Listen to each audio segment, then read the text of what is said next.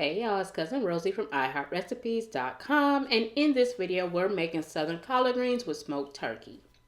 Now to get started off, I have my smoked turkey tails in my colander here, and I'm going to rinse it off just like so.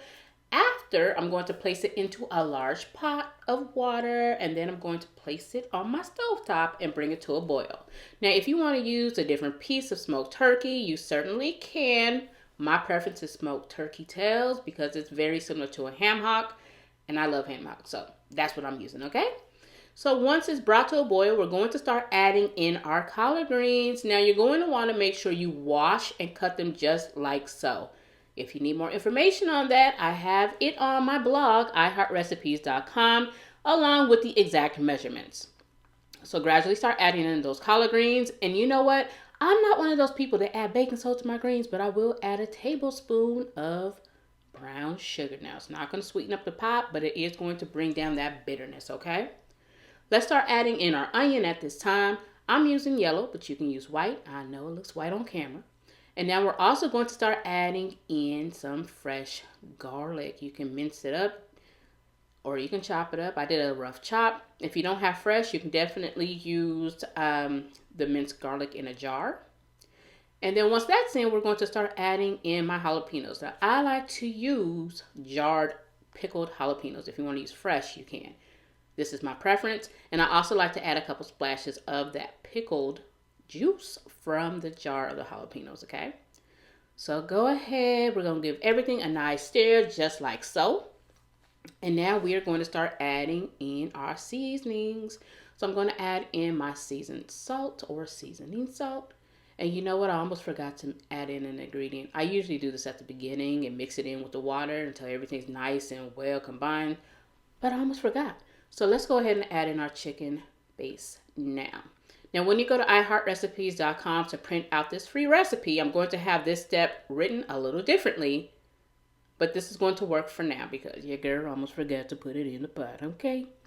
So now we're going to add in some diced red tomatoes.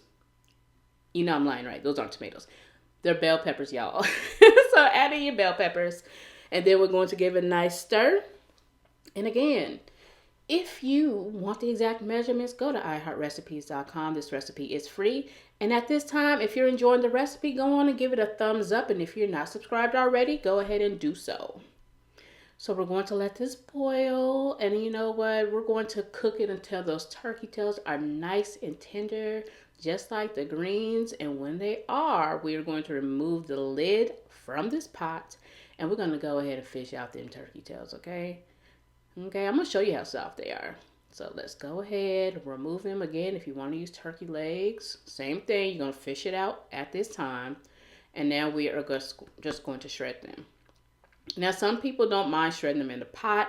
Sometimes I don't, but I do want to get rid of the bones. So we're going to go ahead and shred it on this plate. And then we'll add all the meat and everything that we want back into the pot.